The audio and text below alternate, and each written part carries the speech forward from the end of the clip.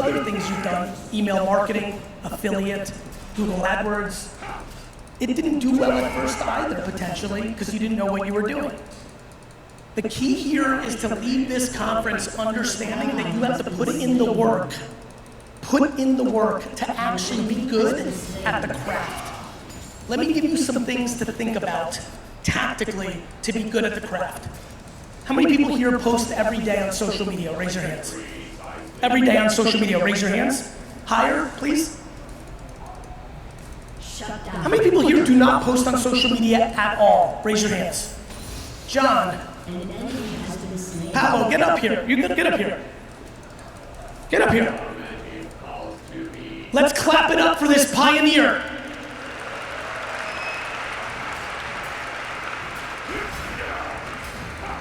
This is a very amazing man. In 2023, he does not post on social media at all. We must clap for him. Louder.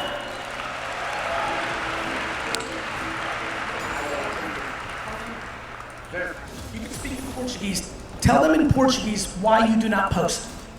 Eu tenho uma imensa preguiça. I'm very lazy. Is that true? You believe that? You don't give a fuck. To me, anyone who has hit the highest level of happiness, to me, the highest level of happiness is I don't give a fuck. As much as I want to tell him what's good about this and what's good about that, this wonderful bearded man has achieved the highest level of humanity. We must give him a standing ovation. He doesn't give a fuck. Stand up and clap up.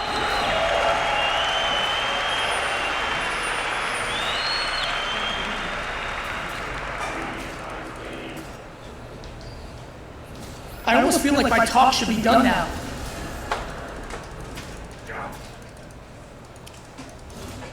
For the rest of you who have not achieved the final stage of humanity and still give some fucks, I'm really, really passionate about a couple things. One is self-awareness. I didn't know where that gentleman was going to go with his answer. He went to my favorite place. But one of the things I recognize today is when I sit here and say to all of you, regardless of what you do, B2B SaaS, small company, big company, creator, entrepreneur, real estate, selling courses, I don't know what you do. What I do know is that it's inconceivable, whether LinkedIn or YouTube Shorts, Facebook or Instagram, that those platforms that are free are not the best use of your time to get good at and put a lot of effort towards, including hiring people and spending money on it. Because it's free to distribute it. It's not free to make it unless you do it yourself. And your time is not free, right? As I sit here and not knowing what that gentleman was going to say, I do think there's a starting point to the journey that I want to push all of you to make more of, which is self-awareness. Not everybody in this hall, in this conference, should be making videos on the internet. They're not good at it. And that's okay. You can practice and get better, but maybe it's just not for you, and that's okay. I think the biggest problem today is that most people feel to be good at social media, you have to be on camera, and that is crazy. You have a business. When you have a business, you do not have to be on camera. It's a good thing to be on camera. If you like it or you're good at it, you should be on camera. But if you are not good at it, and you do not like it, and you genuinely understand yourself, I know no matter how much I practice singing, I will only be so good. I will be better in a year if I practice singing every day than I would sing tonight, but I'll still be at a very low level. I can never be Beyonce. I can practice football like I did 2 Sundays ago, but I promise you, there is no World Cup in my future. Other things, I was able to maximize. All that practice as a child, selling lemonades and baseball cards and wine, led me to be a very successful entrepreneur. That is true for everyone here. You need to figure out if you are not doing this because you don't want to and you're not good at it, or because of the thing that scares me the most in this room today. That the reason most of you aren't doing what I'm talking about, even though you didn't need me here to fly 12 hours to tell you to do it, is because you're scared of other people's opinions when they leave comments on what you post. The biggest thing I fear is that you are not living your happiest life or your most successful business because you are worried about the opinion of someone who is anonymous on the internet. I'm just gonna give you one tidbit on this. If a human being lives a life where they spend their time going around social networks, finding your content, and leaving something nasty about you, that you are not good looking, that you are stupid, that you don't know what you're talking about, do not feel bad for yourself. Feel bad for them.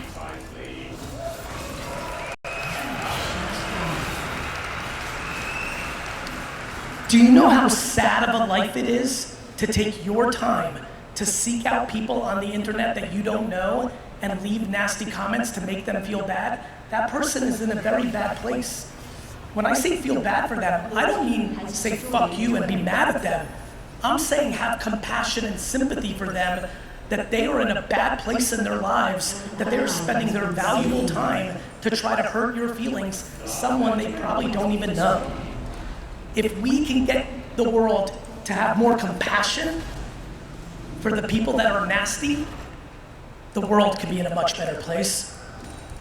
And more importantly, thank you. And more importantly, that's a big goal. You'll be happier if you can find compassion and empathy for people that are dragging you down. Do not let your self-esteem be wrapped up in the fact that you only got 25 views on a video. I only got 25 views on my first video too, and my second, and my fourth, and my ninth. Nobody was watching my fucking shit. But I knew that the video on the internet thing in 2006 was gonna happen, and I put in the work. All the best stuff is happening when you're putting in the work, not the results. So please be self-aware of who you are. Are you insecure? Or are you self-aware and realize video is not your format, but maybe the written word is? You put a picture. Let me give you a good example. The number one mistake that almost everyone here is making on Instagram is they're mailing it in when they do the copy on their post. They're not writing enough or thoughtfully enough on the caption on their post. They do the video and the picture, they think that's what it is, and on the written word, they just say, say something funny, something clever, 3 words and they're done, post. If everybody here started writing 3 or 4 sentences in detail that brought value to the video that they're posting, they would see enormous growth from their baseline overnight. Maybe for you, you're not good on video, but you can take a picture of your product or your service or your industry and then write 3 paragraphs on your Instagram post, and that's how you grow. There's 100 different ways to win this game. The only way to guarantee that you don't win is by doing nothing about it. There is not enough content being made in enough platforms from this group here. I'll give you an example of another thing that some of the more advanced people here are not thinking about. I would argue that 10 to 15% of my content that I make for information, but why I'm really making it is I'm basically asking the audience a question and I'm reading all the comments to get the insights.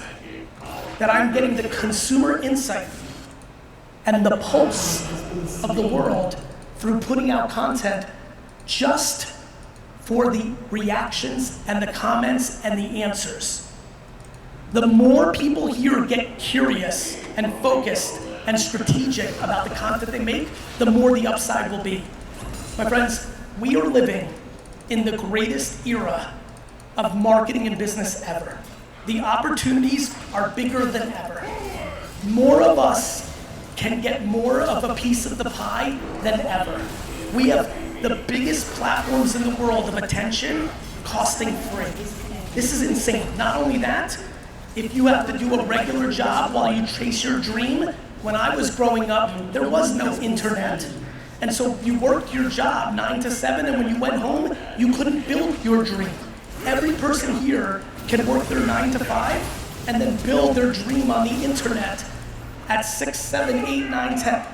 We are walking around Earth, everybody, Brazil, the US, Europe, we are walking around and spending all of our time talking about what's not working, complaining about what's not working, deciding who's in control, and we're not. And yet, all of us here, as we sit here today, are living in the best that the world has ever been. Health-wise, money-wise, opportunity-wise, the best. You don't believe that because you read and consume content on social media and mainstream media that tells you it's not.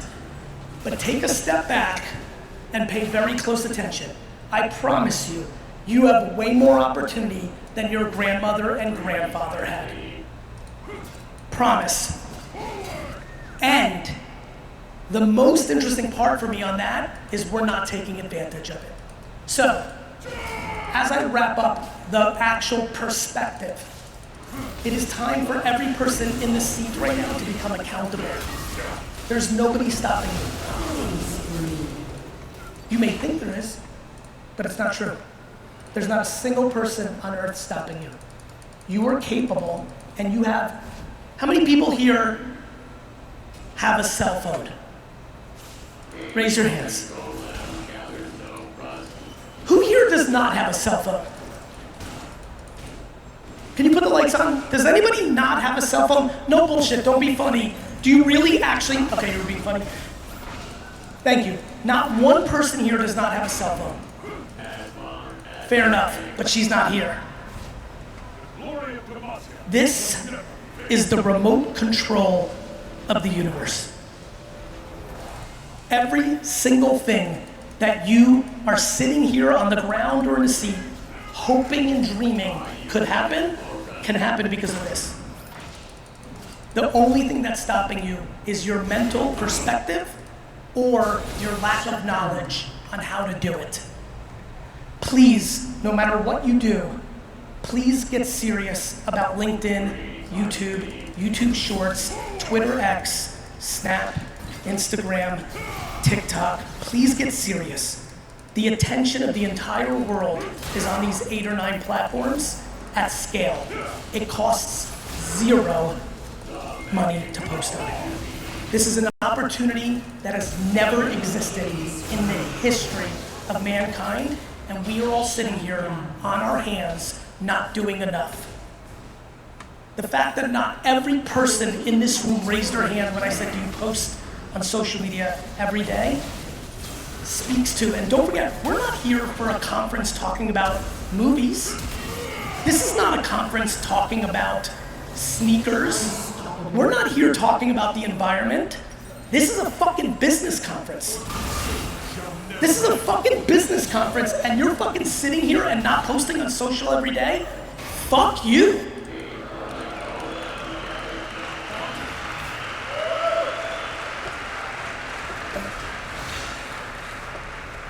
You don't have to because you don't give a fuck. Mazel tov, I'm happy. But if you are not posting on social because your business is good enough and you're happy, please be careful. I've seen this movie over and over, and now I have gray hairs. And kids, you know what happens with gray hairs? Experience. And you know what comes with experience? You've seen this movie before. I was at conferences like this 15 years ago when everyone was like, I'm good. I have email marketing. I don't need search. I was at conferences when people said, I'm good with search. I'm perfect, I got search. I don't need YouTube. YouTube's a fad. Twitter's a fad. Facebook's a fad. TikTok's a fad. I remember, for some of you that are older, remember this thing? How many people here had a BlackBerry before this phone? Raise your hands. Raise it high. Kids, keep it high. One more time, keep it up. Kids, do you know how many of these people that raised their hands said they would never get an iPhone because they needed the buttons on the fucking BlackBerry? Humans are very good at saying no. No, I don't want to know AI, it's bad. No, I don't care about TikTok, it's for kids. Brazil, as I leave this stage, I ask you for one thing. If you sit in this audience and you say no a lot, promise me one thing. Change that no to maybe, maybe, maybe. Spend 5 hours actually downloading and researching and trying. Taste it. taste it.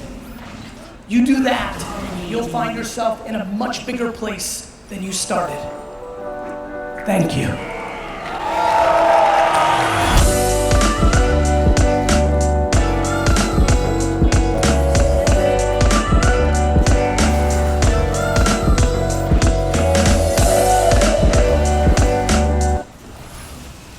You're going through death, real life. You can't Google that, man. You're alone.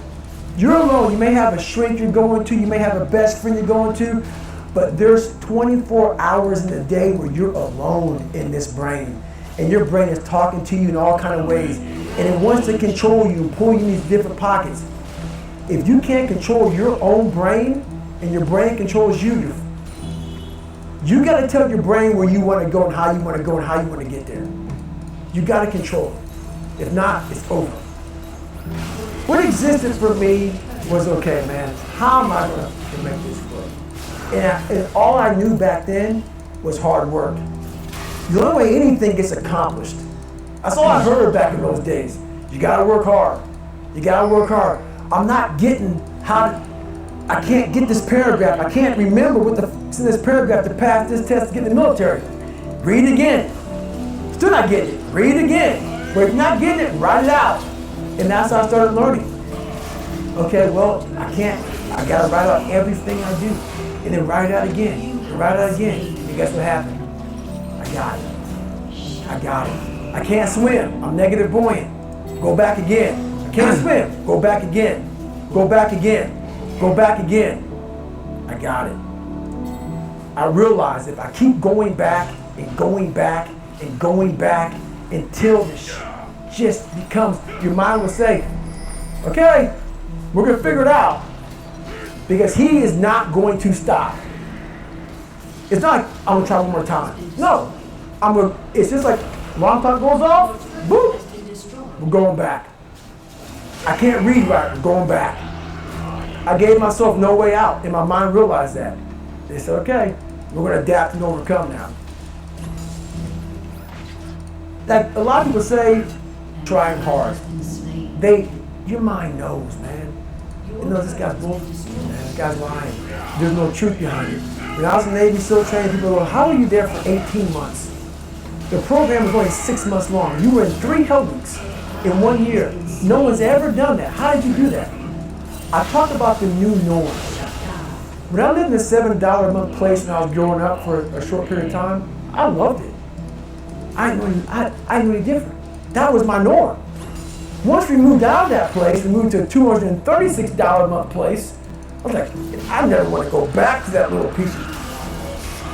But if you go back to that $7 a month place, and you realize this is where I live, this is all I got. Your mind says, roger that, this is home.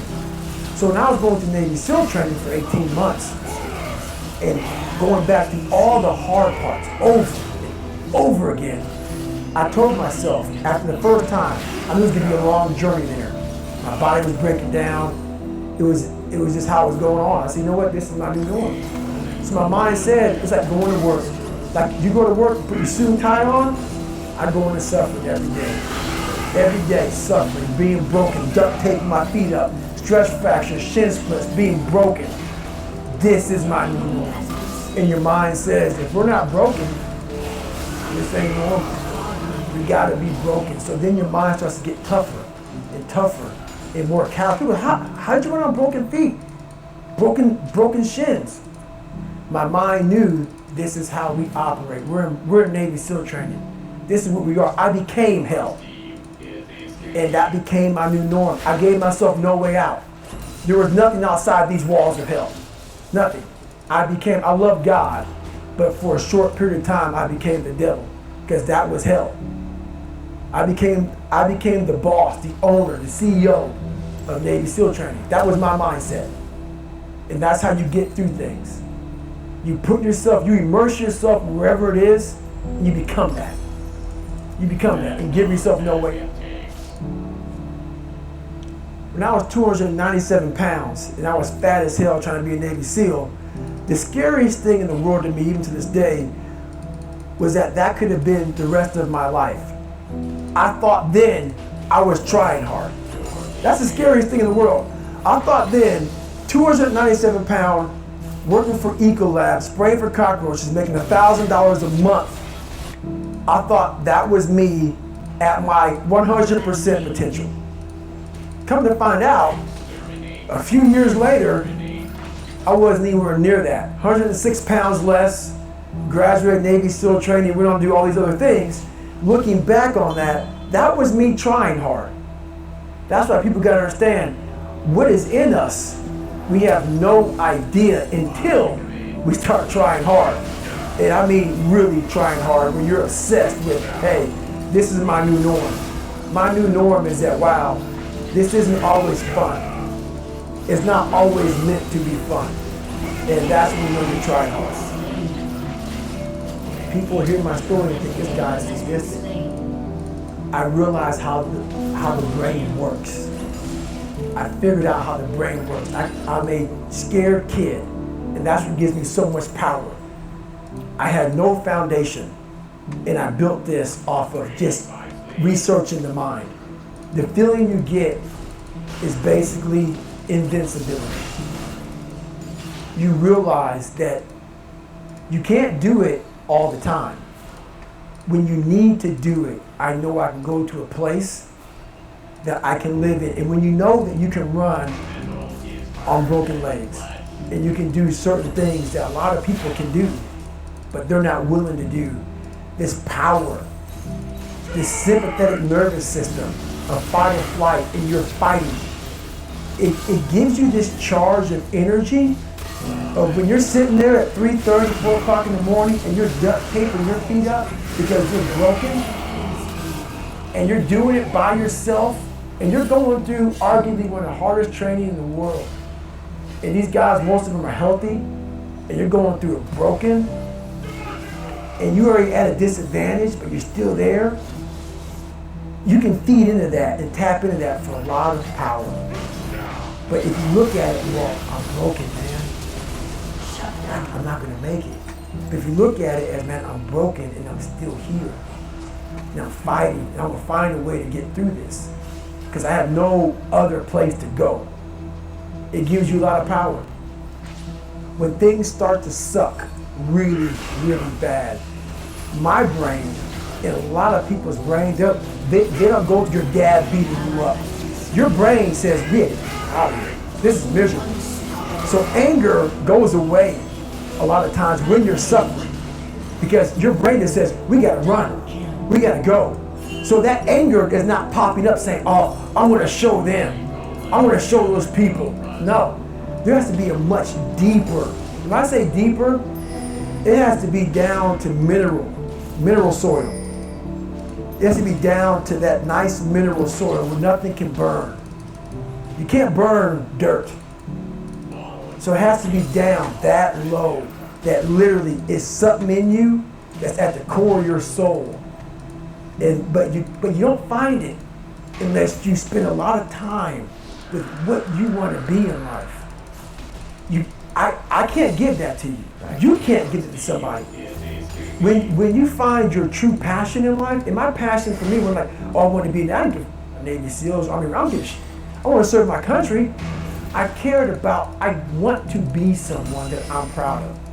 I want to look at myself in the mirror because I was so disappointed. That accountability mirror I talk about, I was so disappointed in what I saw every day. I wanted everybody to love David Goggins. And a lot of people did. I didn't love myself. But I knew a lot of us want to find peace first. So people say, man, you always talk about this suffering and pain and I'm at peace right now because I went through that. You don't find peace first. If you do, Merry Christmas. More power to you. More power to you. I found peace on the opposite end of finding myself. And no one really finds themselves without going through trials, tribulations, suffering, accountability. And accountability is suffering. Being accountable every day for doing right for yourself and the people next to you, it's miserable. It's hard. So, even the smallest detail.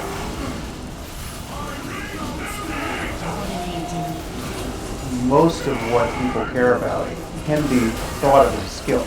And their well-being is a skill. Not suffering unnecessarily is a skill. Regulating, noticing your emotional life and regulating negative emotions is a skill. The moment you begin practicing mindfulness, which is just learning to pay close attention to the nature of your experience. You're not adding anything to your experience. You're just noticing what it's like to be you moment to moment, but in a way that is not reactive. You're not grasping at what's pleasant or pushing what's unpleasant away. You're just, to make this concrete, and let's say you have a fear of public speaking, right? So you're about to go out on a stage and you feel anxiety. The default state of someone who doesn't want to have that experience is one to, in advance worry about that experience, and the anxiety is kindled just by the mere thought of what you have to do. Then, once you feel the butterflies, you are at war with them, right? Your mind contracts around it. Like I see people do this all the time. They're relaxed. I'm unhappy. When am I? And you're talking to yourself. You're not noticing it because the thoughts just come up from behind you as fast as they can, and they seem to be you, right? You're identified with each thought that emerges in consciousness. And most people live their lives as though there's no alternative. We're not given a rule book for how to operate a human mind, right? And there's no place in a normal education where it's even indicated that there's an alternative here. And so we kind of stumble out into adulthood, more or less assuming that we'll always have the minds we have, and that really the only thing we can do to really upgrade our firmware is to just add new content. We can read books, we can develop interest, but there's nothing at the sort of root level of our emotional and cognitive life that can change.